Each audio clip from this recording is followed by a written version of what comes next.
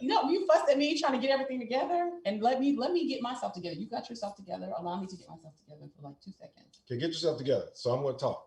So listen, thank you so much for joining us. You have tuned into the Soul Purpose Show and this beautiful pre-Valentine's Day love special with my lovely co-host and I fussing already. But listen, this is a special show. We have decided to give you guys a little bit of a peek into who we are as a couple. And I'm very nervous about this. I'm very nervous. But anyway, this is the Soul Purpose Show. So back at my side is our lovely co-host, Monica. Hello, everybody. Monica is getting herself together, but this is Soul Purpose Show. Heard every week here on Facebook Live, YouTube, and In Touch News, where everybody is a star. So why is Monica back today? So what is tomorrow? So tomorrow, as everyone knows, is Valentine's Day. And if you can look behind us, you will see our lovely bouquet of roses, which is the symbol of love. And as a matter of fact, they're pink roses, which actually doubles as a symbol of friendship as well. So we're going to get into that a little bit later as well. But as we mentioned, tomorrow is Valentine's Day. It's a special day. Since you know that one of the things that we love to do here is focus on Black love and the importance of the relationships that we have one to another. And so that's why you see us here together. And before we get into the real subject of today's show, we're also going to be cooking up something special in the Soul Purpose Kitchen. What we got? So I have lots of different things. You kind of said that with a little bit of attitude. No, it wasn't. It wasn't a little bit of attitude. So y'all have to apologize. So when we go live, we have to also share on our personal pages. And my lovely husband sometimes acts like he doesn't know how to do that, or perhaps he doesn't know how to do that, despite the fact that I advised him on multiple occasions on how to do it. So whenever we come live and you see me with my head in the iPad or something, it's because I'm trying to share outside of the Soul Purpose page. In other words, you're doing your job. I am. So you can look beautiful for the camera at the very beginning. So at any rate, and I did not have an attitude. I just say yes. So we are making a couple of different things. So Valentine, I do not, as a backdrop, I do not and historically have not celebrated Valentine's Day, just simply because I think it is a conspiracy between florists, and my grandmother was a florist, so no shade to florists, conspiracy between florists, card manufacturers, bakers, chocolatiers, to increase the price of the various objects that they sell, in order to get people to buy stuff that they should buy every day, to tell the people in their lives that they love them, Okay. And in addition, it just made it even better that I don't celebrate Valentine's Day for real, because two of our daughters' birthdays happen to be Valentine's Day. So happy birthday in advance, Alicia and Krista.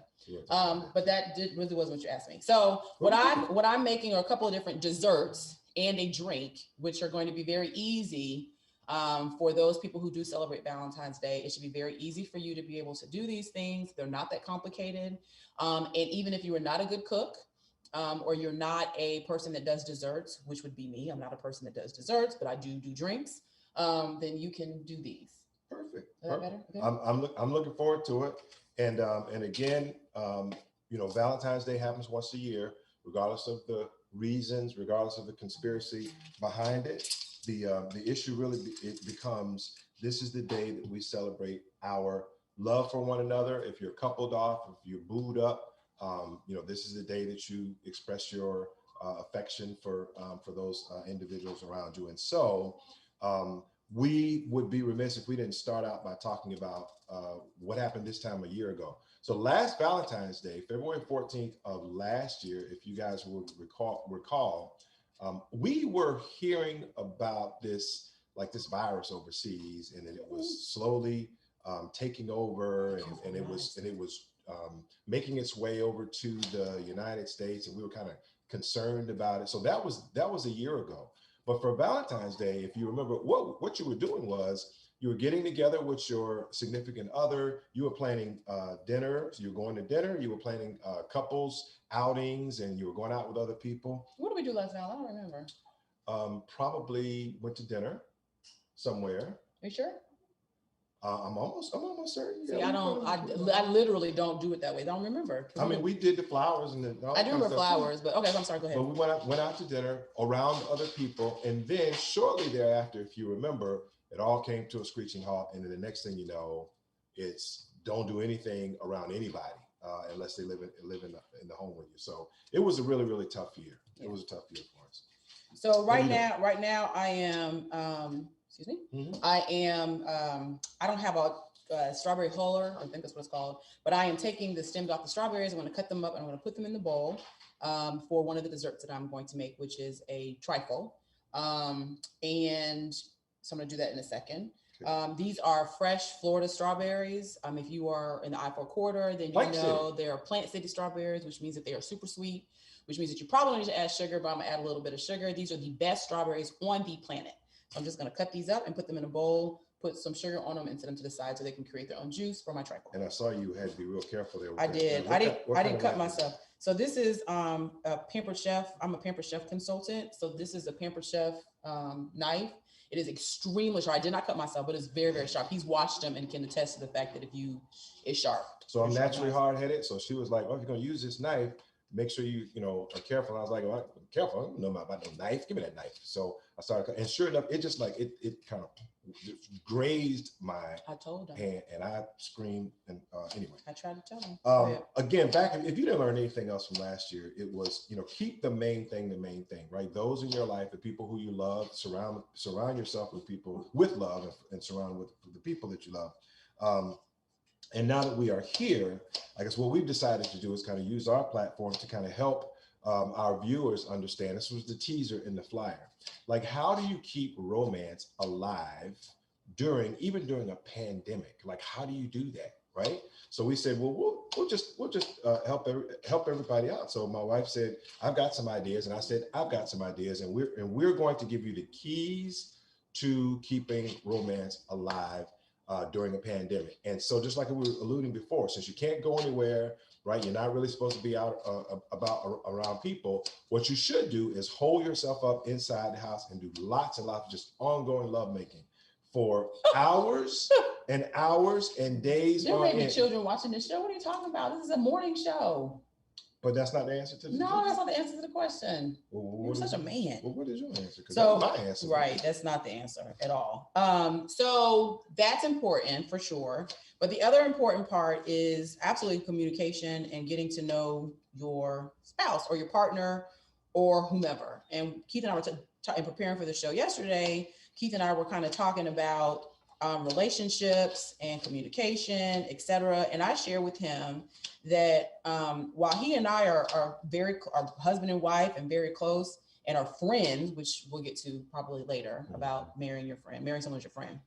I share with him that is as intimate as our conversations are, and Keith knows a lot about me, probably almost everything. There's some things I don't even know everything about him. I do find out new things though. They slip out. Listen, I don't know everything about you. And frankly, to be clear, and everybody's relationship is different, I don't want to know everything. I want to know the important parts, like, are you crazy? Do you like speak? Some stuff like that's going to impact me, right? So, but other stuff like what happened in your past, unless you bringing some stuff forward and you got like if you had like a hidden child somewhere, that'd be a problem. That'd be a problem, and I would want to know that. But other than that, I personally don't want to know. But anyway, so my point to him last night was that even though we share a lot, I probably have more intimate relationships with my girlfriends. And will you shocked by that? I was shocked, disappointed. Why disappointed? Well, because how you gonna say you got more intimate relationships with girlfriends than you do with your husband who you sleep with every night? Because intimacy is not just about physical intimacy. So Mike, like high level information. So my girlfriends can know that same high level information, but they also know how I was feeling. They were probably present during whatever the situation and circumstance was. They may be there's empathy involved, not necessarily sympathy. Whereas in certain situations that I've shared, you may be sympathetic, but you can't be empathetic because that's not what your experience was. So to me, intimacy is beyond just the physical intimacy. I think that's important. It is not the highest thing on my priority list. To me, what is more important is communication and being connected to the person. And that only comes when you talk and you communicate and you ask like just random questions and just kind of sit down and have a discussion. So you kind of get a sense of who the person is. And so I got dragged into today's show. He didn't want to do this, y'all. Kicking and screaming because he didn't want to do it. What we have decided to do is go on a little bit of a journey ourselves, and we're going to do it in front of our thousands of people out there watching. And we're actually going to probe some questions, not probing questions, but just ask each other questions that we've not, kind of prepared with one another to get to know each other a little better. So what we're trying to demonstrate here is we ain't done this.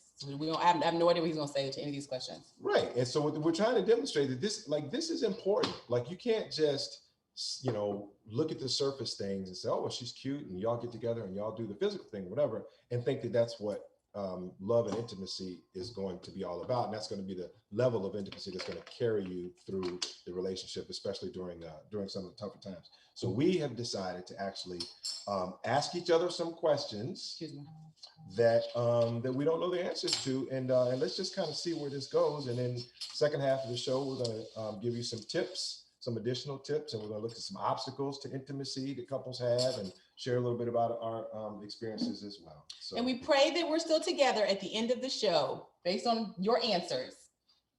Based on my answers. We're talking about some of this history stuff. Let's get into some of this history that I don't know. But anyway, so what kind of questions would you like to ask me, and vice versa? Let me see. I think I've got a couple prepared right over here. Well, I don't have a list of questions, but I will tell you the first question that started this off was, which I thought was actually a pretty funny question.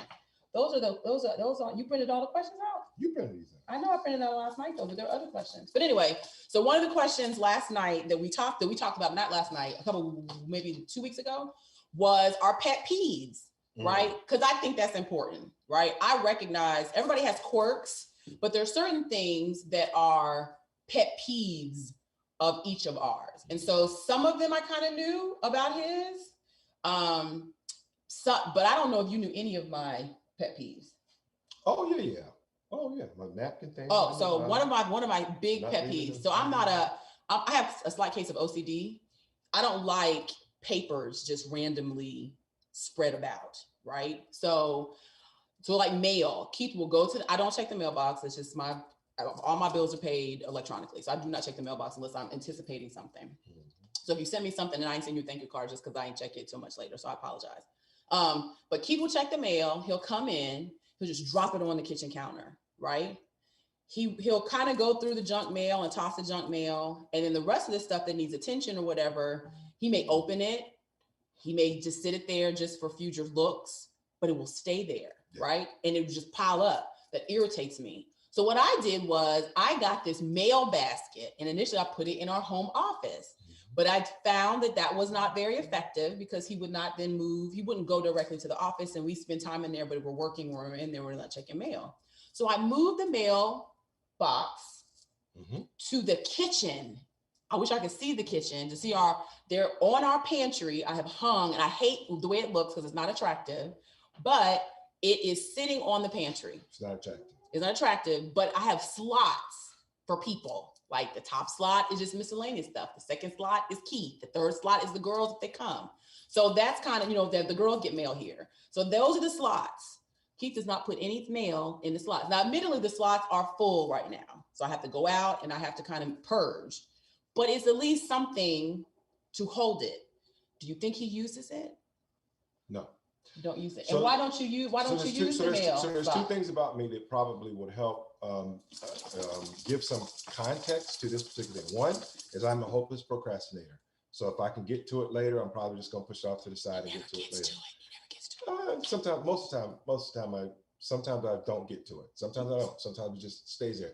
The other thing is I have really bad undiagnosed attention deficit disorder, which means I will get distracted very, very easily from things. So even if I'm giving it attention, there's a good possibility that I'm gonna be thinking about something else. I'm gonna move on to something else pretty quickly. So that's the reason why I leave it there.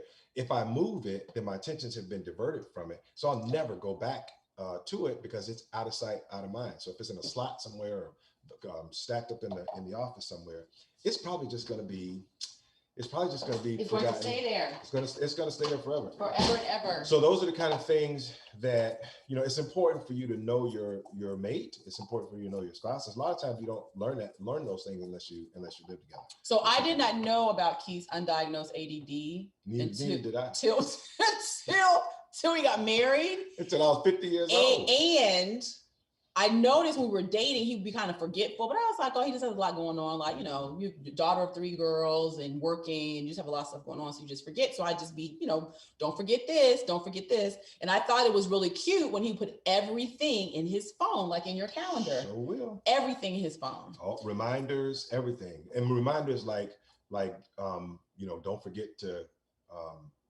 pick up your medicine from the right. So I thought it was a cute quirk. Mm-hmm. Then we got married, and then we had a child. Keith literally, I'll say Keith do something like right now. Keith would walk to our bedroom, see something else, get completely distracted, and completely forget what it was I just asked him to do like 5 minutes later. So like for taking out the trash, I have to remind Keith to keep taking out the trash because I don't take out the trash. I didn't grow up taking out the trash. I don't take out the trash. So I don't take out the trash. So my husband takes out the trash. Keith will come back in, empty all the trash cans, and forget to put a garbage bag in the garbage can every single time. I suggested as a means to address that, just put garbage bags in the bottom of the garbage can. Mm-hmm. So then you don't forget. He didn't want to do that. So that was just a fight I wasn't willing to fight because I don't take out the trash. So that is he's forgetful. Okay. So what was your pet peeve that you gave with mine? Well, yours was the refrigerator, and we're not even gonna get into it. So they were on the refrigerator, and she talks about she's what are you OCD, whatever it is that you are, except for the refrigerator, because you got magnets on the refrigerator. So on the magnets on the refrigerator, she has anything that could possibly be stuck to a refrigerator. If she could put our child on the refrigerator, she would stick him with a magnet up on the refrigerator. There's so much crap on the refrigerator that you open the refrigerator and stuff just falls off of it. So she's OCD about certain things, but then there are other things, individual things that there's just I like things in places. So like yes. The thing, so that I clean the refrigerator. The refrigerator is, I think, better now. We have like my school schedule really and notes and things to remind me of things that are coming up. But like Miles gets a certificate in school, I put it on the refrigerator. He hates it. He hates it. He hates it. He hates it. So I did clean it though. When you mentioned it, because when we had a conversation, it was filled with stuff. I just add stuff. Yes. But I cleaned it. Didn't I clean it? It's slightly better. And there's now open space on the refrigerator for her to stick more stuff coming up shortly. So what personality trait do you value the most? In you? It could be in me. Maybe it could be in somebody else. But we can talk about that too. No. What personality trait? For you, it would be the fact that you do what you say you're going to do. So one of the things I do appreciate about Keith is that he said, now, if he doesn't, the challenge for me is that he may not do it when I want him to do it. And that's growth for me. I have to learn. I'm the oldest. Keith is the youngest. So I think that dynamic in our relationship plays a part in a lot of the disagreements we have. He's the baby boy. I'm the oldest of 3. And there's a 5-year age difference between you and your brother. Yes. So he's the youngest and was kind of technically raised the youngest child. Only child, because his brother went off to college and you were at home for a while by yourself. So, but I do appreciate that when you say you're going to do something, I have assurance and know because of who he is that he's absolutely going to do it. He just may not do it when I want him to do it because I have determined that there's a schedule in my mind where I want this done. Which is usually right now. Right. Okay. Because I need to get it off my list. So I have like an internal to-do list. And when my to-do list gets too long and I get overwhelmed, I get very, very cranky. And so if I've asked him to do it, I don't eliminate it. And he said he's going to, I don't eliminate that to-do task from my list. And so it's still there mentally. And so I'm like, have you done it? Have you done it? Have you done it? And then finally, like, if you want to do it, then do it. I told you I was going to do it.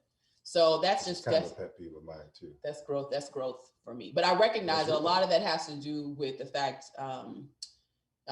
birth order. And I don't think a lot of people really give that much attention, but birth order is extremely important when you're deciding or you're determining who you're going to be in a relationship with. If you were the oldest, if you were a youngest person, you were married to an oldest, just think about kind of their take charge mentality. That generally is the case. And youngest tend just to be like, they'll do it, but it's kind of like, I don't really have to report to anybody but myself. And I'm just going to kind of go with the flow laissez-faire. I think that's pretty accurate. Okay. What are we Oh, doing? so I've never done this before, so we're gonna see how this works. I'm making homemade whipped cream. Homemade whipped cream. Yes. And if this doesn't work, then I actually have like store-bought Let me whipped tell you cream in the Let me tell you refrigerator too. My wife, Just in case it doesn't work. there's probably about 100 reasons why my wife is better than your wife. This is one of them. She is making homemade whipped cream. I've never heard of somebody making homemade whipped I'm gonna cream. try. So it's 2 cups of, for those people who are watching who like to cook, it's 2 cups of cold cream. And so I have the heavy whipped cream, and then you put it in a bowl. And they say it's supposed to be super cold because it helps it less from peaks. And so then you add 4 tablespoons of powdered sugar, and then 1 teaspoon. Oh my gosh, that's on my head. 1 teaspoon of, does that say teaspoon? What is that teaspoon? 1 teaspoon of vanilla. And you're supposed to whip it until it forms a peak. So we'll see if this don't work. Then I have store-bought whipped cream.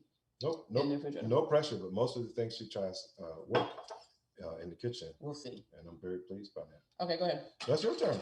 Oh, I don't have a question. You know, there's lots of questions. What is the best and worst piece of advice you've ever received? Wow. Best and worst piece. Well, I will share something intimate, but I'll share something between the 2 of us. So Monica sings. She sings like an angel. And I did know that. I knew that when we were dating. And when my mom was alive, I got an opportunity to send her, to bring her with me to one of Monica's performances. It was at the church we were going to at the time. And they were doing a kind of a Broadway musical format. So anyway, long story short, Monica sang a Whitney Houston melody. I mean, what do you call it? A medley. Medley. A Whitney Houston medley. And I hadn't heard the medley, but I'd heard her sing before. My mom had never heard her sing before. And by this time she was already aging. She had battled cancer a few times or so.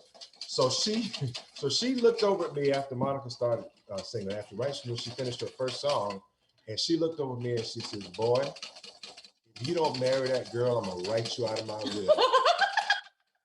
And my mom, she would joke a lot, but sometimes she would say things and not really be smiling, not really be telling the joke. This is gonna take a long time. I have to go get an electric mixer. Keep going. That's gonna take forever. Sorry. So I will tell you that that stuck with me because she was serious about that thing. And I think she had also by that time got to know Monica's character and who she was and her personality and everything else. But I think the singing thing really just kind of took it over the top for her. And obviously fast forward to however long it was, a year or so later, I made good on that promise. So that advice was probably one of the best pieces of advice that anyone has ever given me. Well, that's very nice. I'm thankful. Miss you, Mama Ethel. Okay, I hope this doesn't fall off. Okay, now it's your turn. Okay. I don't even know what the worst piece of advice. Oh, is that says best and? Best, you asked me best and worst. So okay, best and. I wasn't say or. The worst piece of advice that somebody has ever given me. I will have to think about that one because I'm not exactly sure. I know what the best advice is though. Anyway. This not working. Okay, keep going. So it's your time for a question. Okay.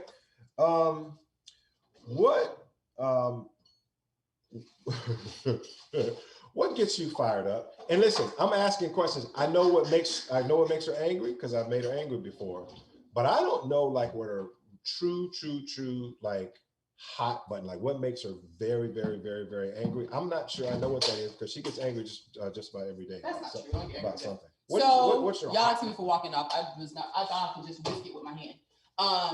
So hot button that really gets me. So I'm a person, if you follow me on Facebook, then you know that I'm pretty transparent, and that can be good or bad depending upon, the topic area.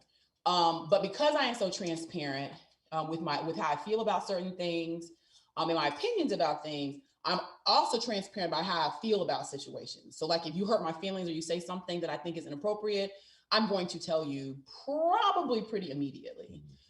One of my hot buttons that really sends me over the edge is people that are upset with me and don't share that they're upset with me, and they proceed and act like everything is cool. That is a pet peeve it's honesty. I guess it's honesty. Yeah. So being honest and forthright in your dealings with me is of utmost importance to me because that's an integrity issue. And I am honest with people about how I feel. Now, if I may make a determination to compartmentalize stuff, like someone's done something to me that I'm bothered by, I will internally compartmentalize. Is it worth me sharing with them? Or am I just going to forget it, whatever, note to self, I just won't deal with this particular person in this vein. And then usually I talk to you about it and he'll say, well, if you feel that strongly about it, you just say something to the person. And so I just make a determination about whether or not the relationship with the person is worth me saying, this is how you made me feel. Your actions did this.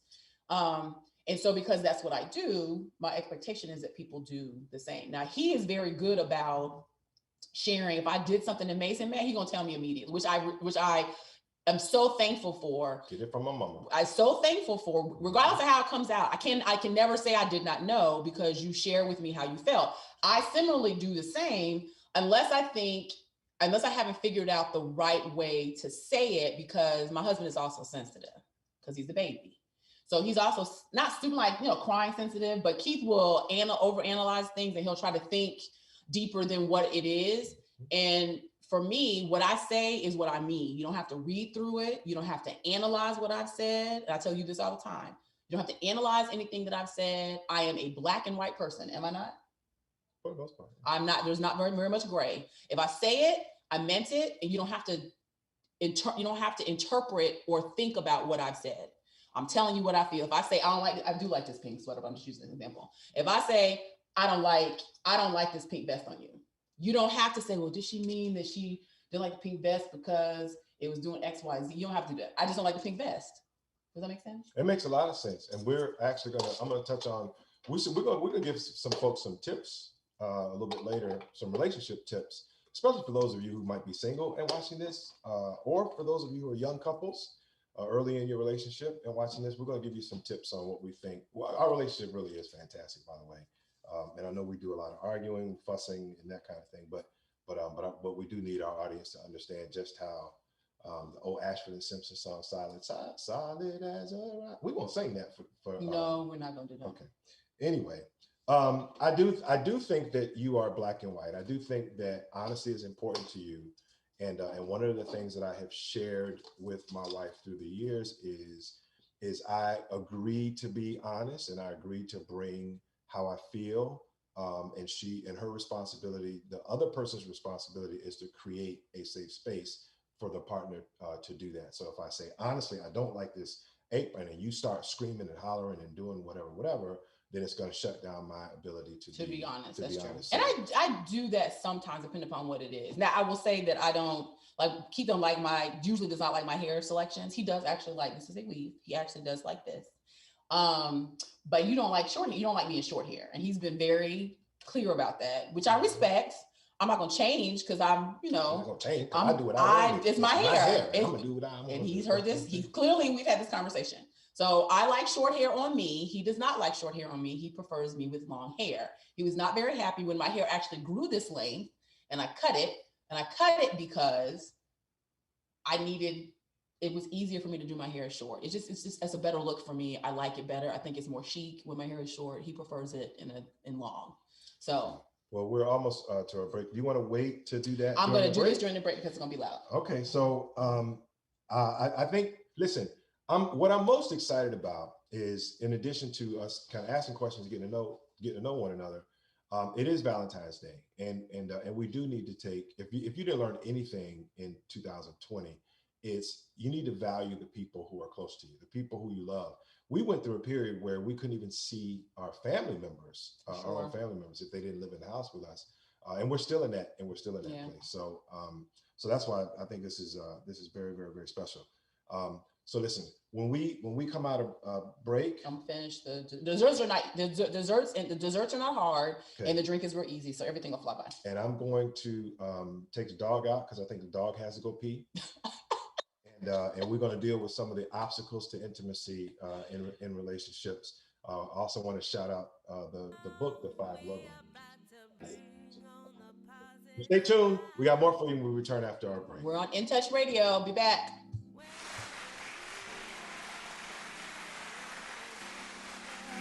makes us feel right. I'm just getting off the train. Damn it, see my minute work all day. I just wanna kick back and relax. Thinking politics? Tampa Bay Politics is on every Wednesday at 11 a.m. with Angela Birdsong. Tune in right here on In Touch Radio. It may be hard to believe, but people just like you are already saving money. FeedThePig.org makes it easy. Their simple savings plan teaches you how to start saving without going overboard, so you don't need to start foraging wild berries. I was skeptical, but these are actually pretty good.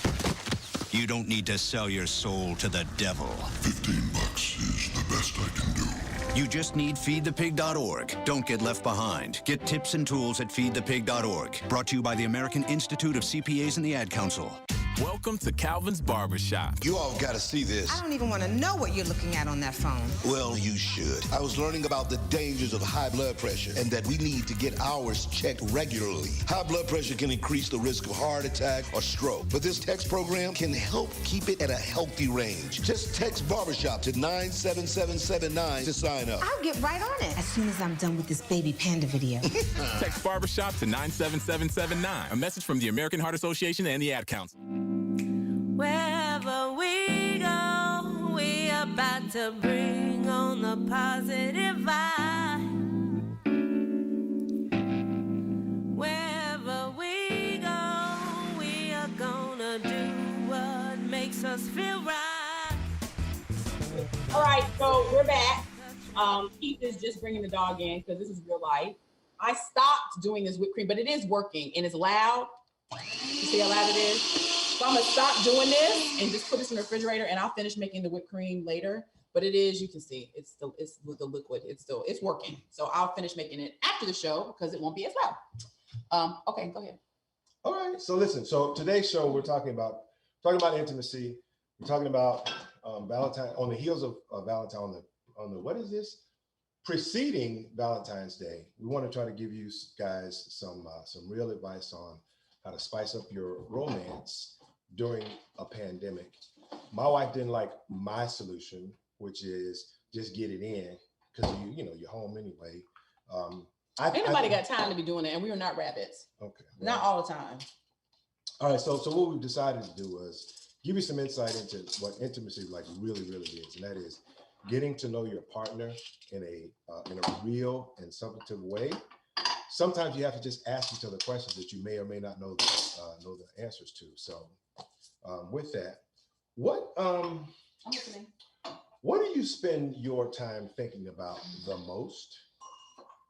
Preoccupies your mind. That's a really good question.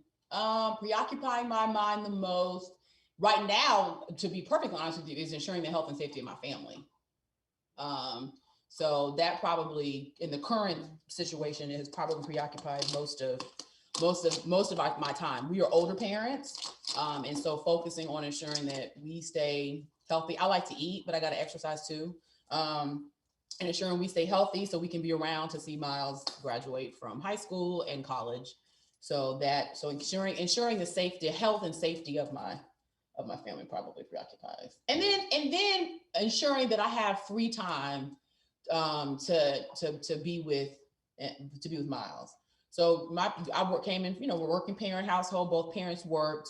And so I remember my father was an attorney, and I remember going to college, and me and my dad, because when I started high school and I was in, elementary school and middle school, was getting his practice together. And so I spent more time with my mom. I didn't spend much time with my dad. And so I did not want, as a woman who's an attorney and also a mother, I did not want my son to get to college and say, well, I spent most of my time with my dad. I really never saw my mom because she was working. So the other thing is, other piece to that is trying to find different alternative ways to create income so I can be free to be more actively engaged and involved with Miles. That was a very long answer to your question. No, but I like that. And honestly, I knew some of those things tangentially, but I didn't know that that's what preoccupies your time. Yep. What is this? This Okay. is one of my favorites. So this is cheesecake. Yep.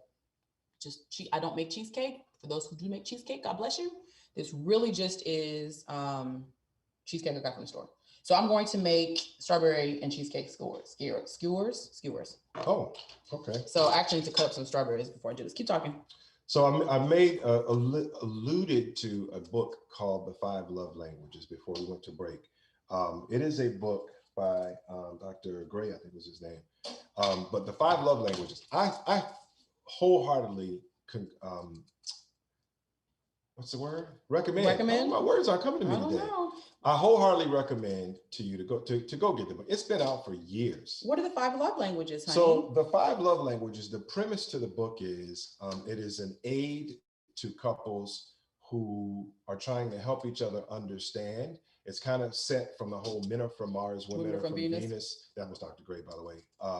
It's kind of set on that same premises. But the 5 love languages are actually, this author's name is Robinson, are actually he's based on his research, they're really kind of 5 ways that your partner, your significant other, understands and receives love, and even gives or demonstrates love to their significant other.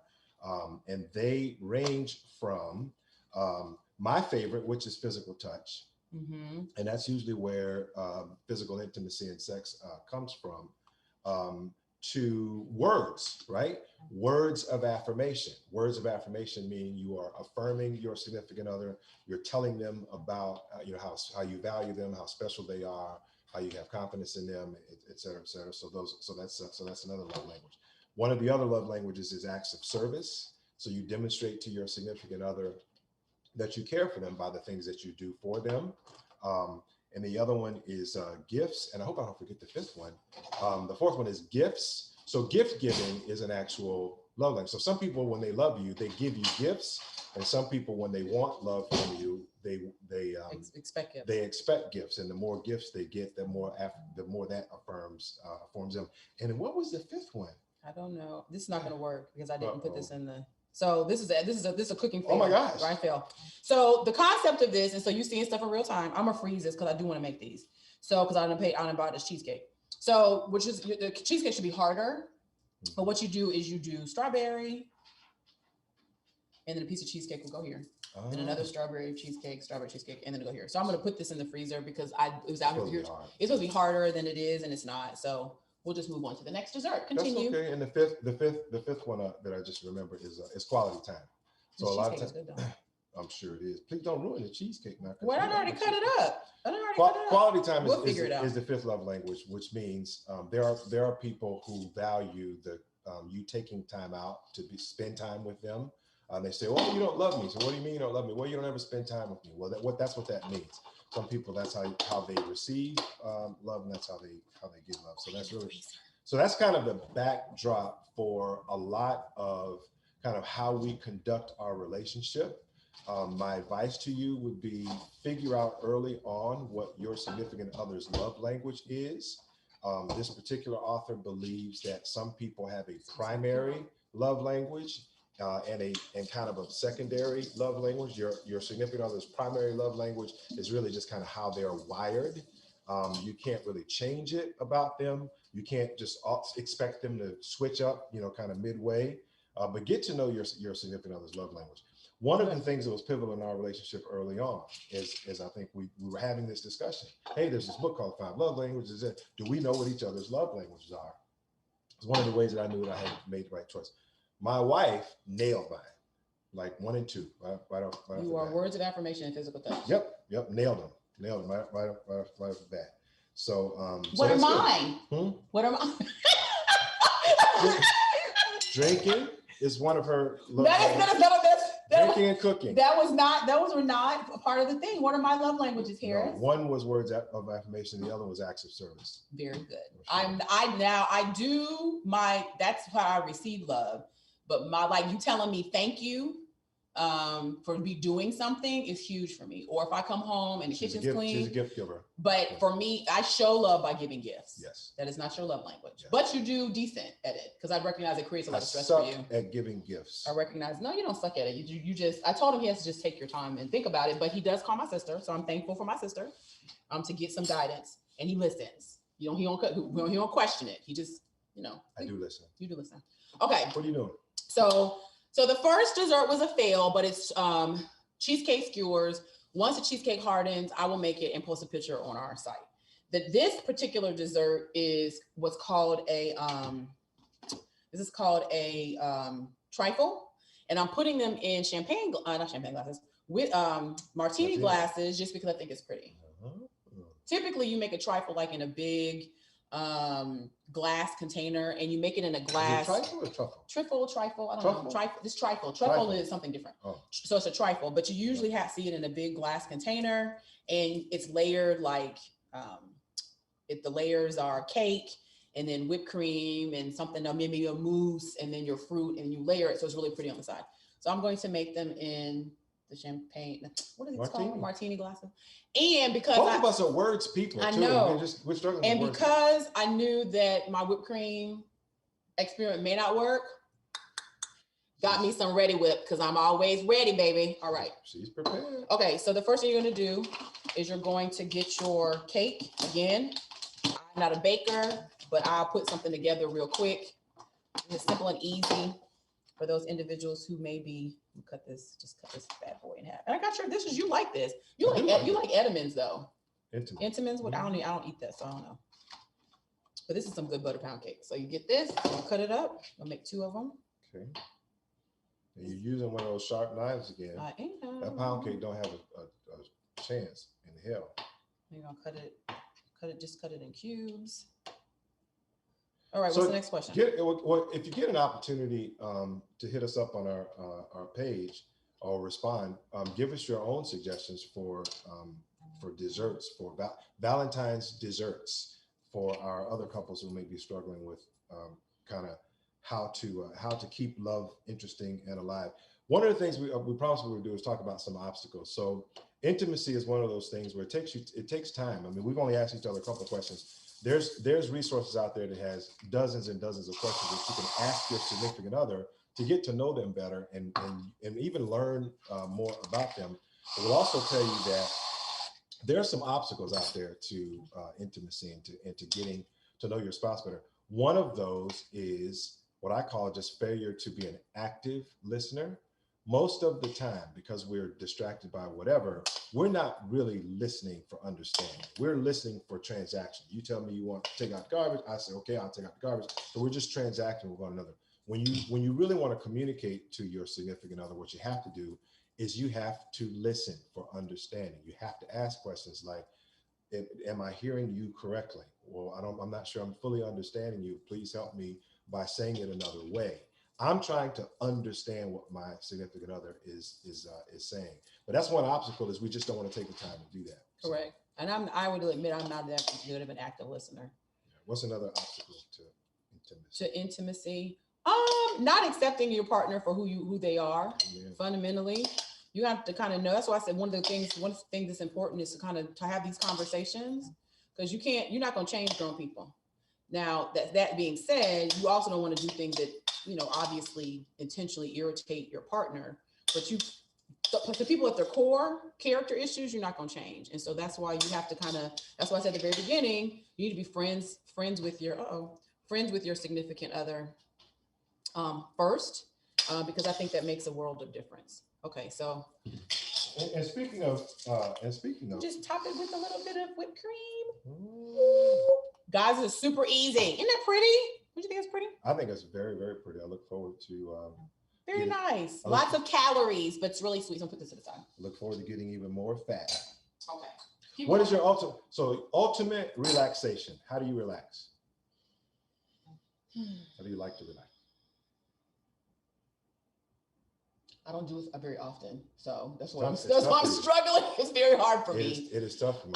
So I will share with you that me being in on the couch and vegging out and doing absolutely nothing, not having to answer to anybody. So when Keith takes our little person and just goes, and I'm able to sit on the couch and do nothing for hours on hours on hours, that is probably relaxing to me. Now I may be on social media and I may be talking to people, but it's still relaxing for me. I know you don't understand that, but no, I do. I understand it, because I'm actually more of an introvert. I do the same thing. I can sit by myself and not talk to anybody for hours and hours on end, and that's the way I recharge. I am an introvert. My wife is an extrovert. It's good sometimes to understand what that means. There's more alcohol being brought into the scene. There is. So now this is the drink. Okay. I got my 2 champagne glasses. We're gonna muddle some strawberries in the bottom of our glass. Keep talking. Keep asking. You have another question? It's your turn, actually. It's my turn? Yeah, What I got? You need to ask me something. I gotta ask you something. Let's see. Some of these I already know. How often do you people watch? So, people watch. Because I think it's important just to observe people. Yeah, so truth be told, I'm kind of a social scientist. I do observe people. I get paid, as a matter of fact, to be observant and to be intuitive and to understand people. It's a part of my nature. It's also situational for me because I mentioned being an introvert, which means alone time when I'm not interacting with people is actually how I recharge. So there are times when I kind of don't want to be around people, don't want to look at them, don't even want to think about them. I just want to be by myself. But situationally, though, if I am in certain situations, I would, for example, I will go to South Beach and sit out on one of the little patios overlooking the street, one of the main drags or the water, and just watch people go up and down the sidewalk and the streets and the beach. I can do that for hours and hours and hours. I'm actually, so that's probably one of my favorite places to do it. Mm-hmm. People watch a lot of times at airports because I think understanding people's story is interesting to me. Where are they going? Where are they coming from? Are they with family? Are they on business? Are they happy? Are they sad? Or did they go someplace that they enjoyed? Did they have a good flight? Like all of those things. So I like to observe like that. So I don't do it as much as I probably would like to, but I do it pretty frequently. Okay. So in here, I've muddled like 4 strawberries. I put 2 ounces of vodka in here. I put like half an ounce of simple syrup and squeeze half a lime. I'm completely making this up. I have no idea how this is going to taste, but we'll see. I probably should put some ice in here too. Okay. So if it tastes good, then this is perfect. I have my own signature Valentine's drink. So I have a question before we get into our tips to leave with our couple. You are not really much of an adventurous type person. I think you like experiences and excursions, not necessarily adventures. I don't like outside unless I'm supposed to be outside. Like if we're in an island and I'm supposed to be outside, or if I'm in a foreign country and have to travel because I want to see the space, then I'll. You just have to get open. All right. Thank you, though. Then I will go outside and be adventurous. But like hand gliding and jumping out of a plane, I'm not doing that. So if there is such an experience, regardless of what it is, that you haven't had an opportunity to do that you would like to do, what would you like to do that you've not had an opportunity to do? Travel? I want to go to Africa. Go to Africa. Yeah. Okay. I've been to Europe, but I want to go to Africa. All right. So we're gonna see. All right. So we're gonna pour. No, can we drink on the air? Is that we can legal? drink. I don't know. We have to ask our producer about that. But we get kicked off the FCC. We over 21. I don't see why not. One of the things that we wanted to leave with you guys today that I thought was really fun, and I'm not sure if you have 3. You actually stole one of mine earlier in the show, and I'll talk about that one in a second. But I actually have 3 tips that I will look. This is just an old player, right? Talking to a young player. If you are young in your relationship, that's okay.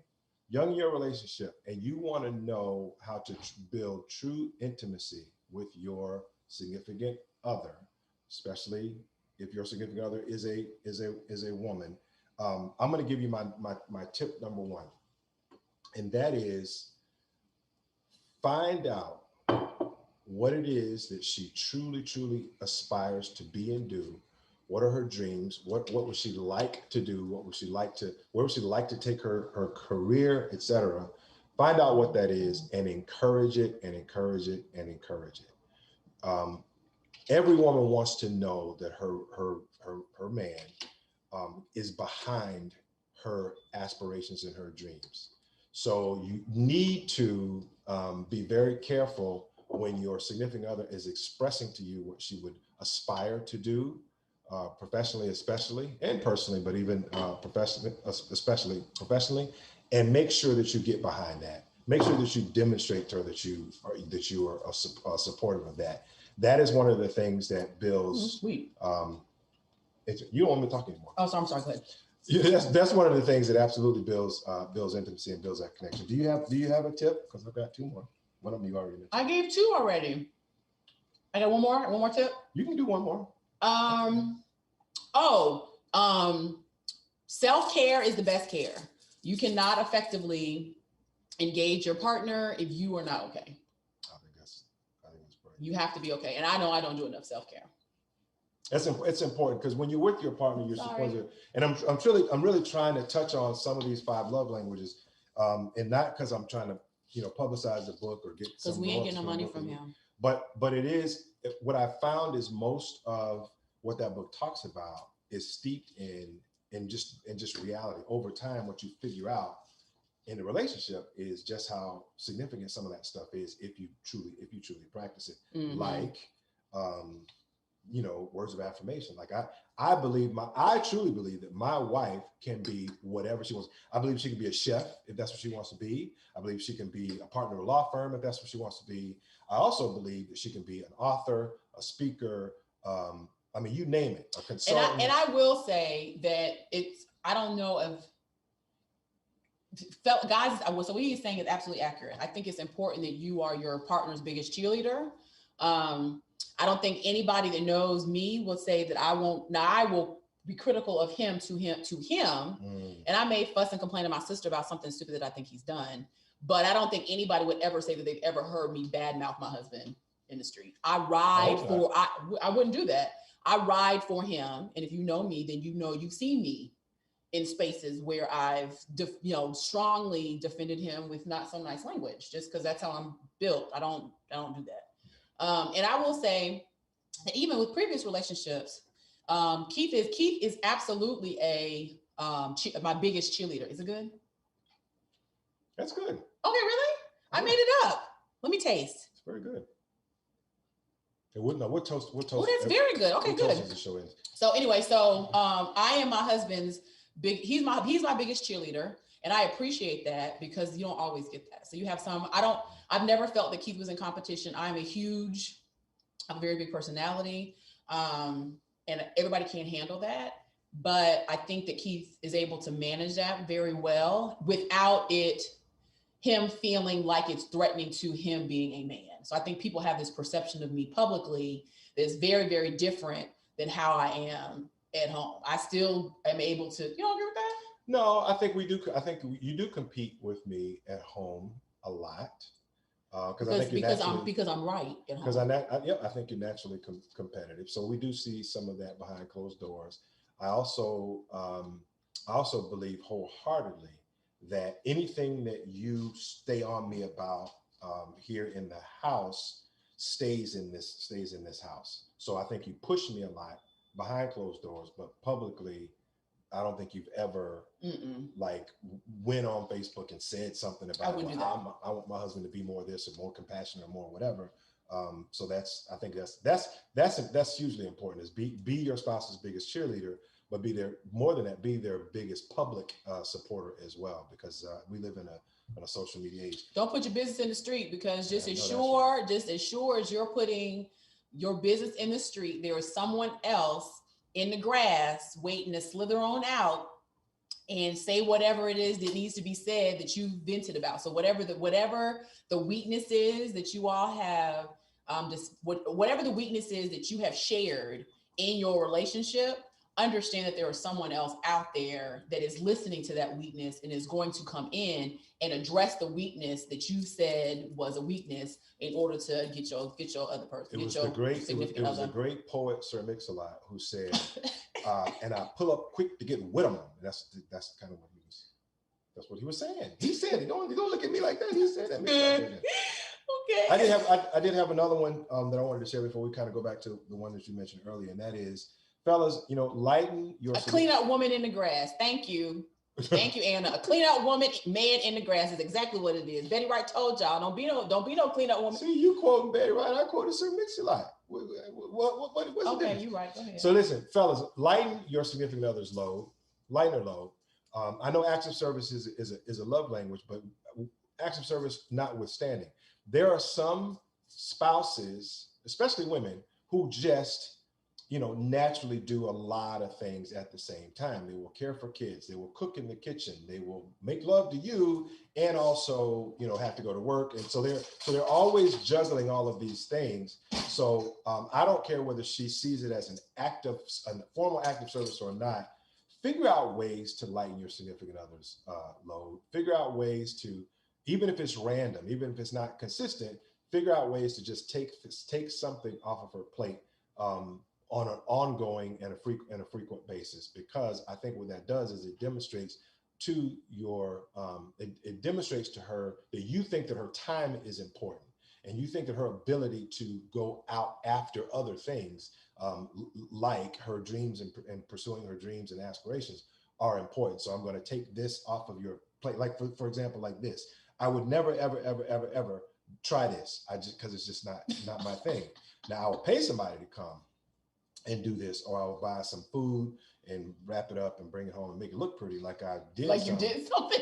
I would do that, but that's why I did this for guys. That was the dessert I made was super, super easy. It is literally some strawberries, some pound cake, and you ain't got to make the whipped cream. I was just seeing if I could do it, and some store-bought whipped cream. Don't get the Cool Whip. That's not a shade on Cool Whip, but get the spray stuff. It's just much easier, because otherwise Cool Whip you got to beat to make it fluffy. Yeah. And I would say in response to that, because we have a little bit of time left, that women that when the men are attempting to take stuff from you and take stuff on your plate, take stuff off your plate, you have to be willing to do that. So Keith is very good about seeing when I need girl time, and he'll call my sister or call my girlfriends and say, she's not going to listen to me because she thinks that she has so much to do in the house, but I see it in her. She needs a break. Y'all come get her and just take her. And he won't call me. He'll call and she may check in and be like, you okay?